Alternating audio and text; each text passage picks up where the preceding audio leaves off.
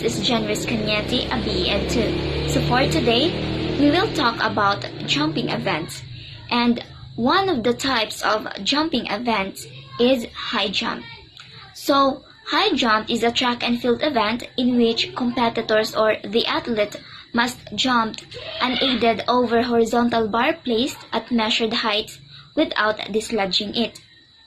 In its modern most practiced format, a bar is placed between two standards with a crash mat for landing. The following are the rules of high jump. First, takeoff must be made with 1 foot only. Second, dislodging of the bar or breaking the plane near the edge of the bar before clearing will not be counted a successful jump. Third, jumping height is decided by the chief judge. Players can accept the challenge or may pass it.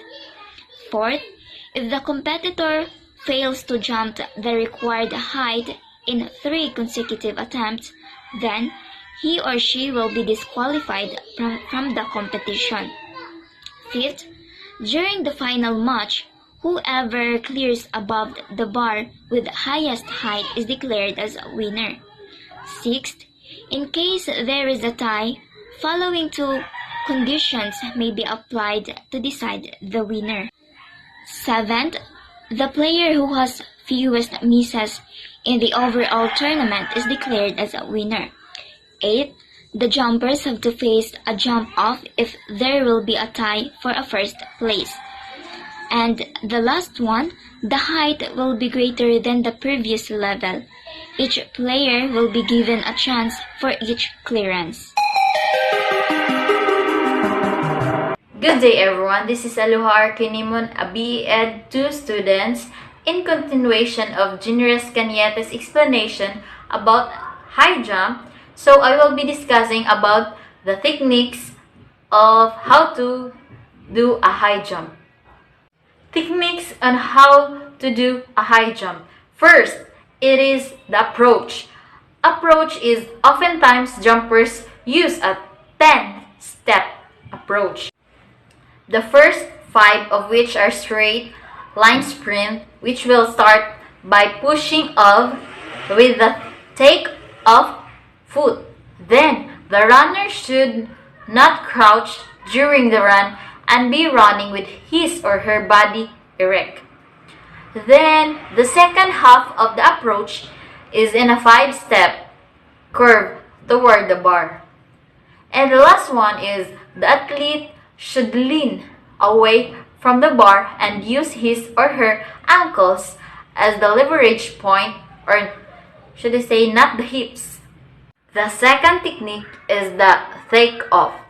Take-off is time for blast-off, and the culmination of everything the jumper did in the approach will be soon realized during the launch. The last technique is the jump.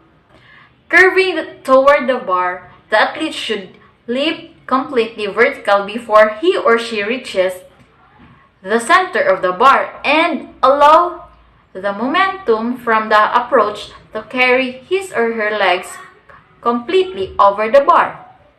Then, the athlete can use either a single or double arm jump, which determines how many arms are clear the bar initially.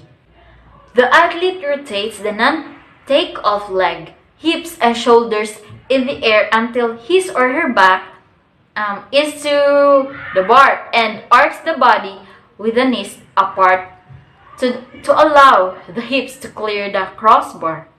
And then the last part is once the hips clear, the athlete must quickly force their leg upward and straight to allow them to pass over the bar. In high jump, there is a required shoes for them to wear in a competition. These shoes have very thick soles to increase stability when leaping. This allows them for more comfortable take-off. Also, the shoes feature spikes on their bottoms for traction while approaching the jump. In many cases, there are holes in the heel of the shoes that the athlete jumps off to allow them to add spikes for traction and their curve, it for desires. And this lets the athletes run faster into their turn before the jumps without losing balance. Summary of the explanation. That's all about high jump. Thank you for watching and listening. I hope you learned something about our report.